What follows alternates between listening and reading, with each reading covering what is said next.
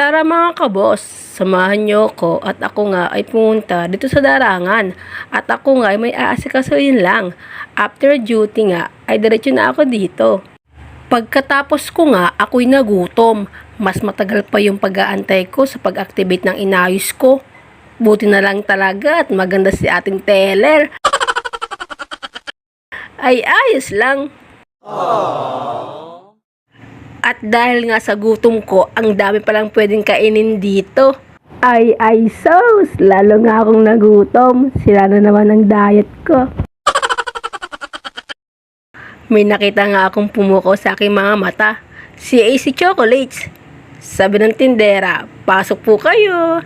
Naiya pa nga ako at baka pagkamalan ako. At yun nga mga kabos, pumasok na nga ako. Tinanong ko nga si ate kung pwede ako mag-video.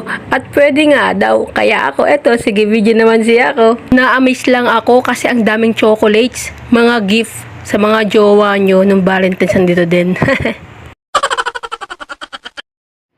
At hindi lang chocolates, madami din pagpipilian. Like biscuit, candies, coffee, at madami pang iba.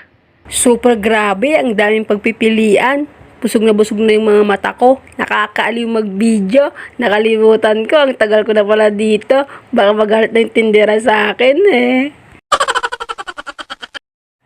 Yun nga mga kabos, kung nagustuhan nyo ang kanilang paninda, dito lang yan sa Darangan Complex sa may Pure Gold. Tara, na kayo'y sumugod na din dito. Best experience, sarap kumain eh. Hehe.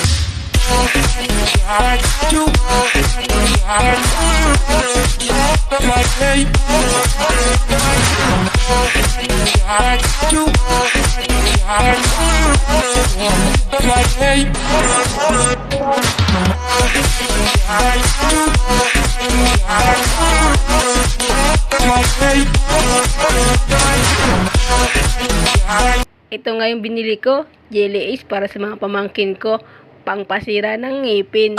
At konting chocolate, pangpasira lang ng diet. Bumili nga lang ako ng kaunti at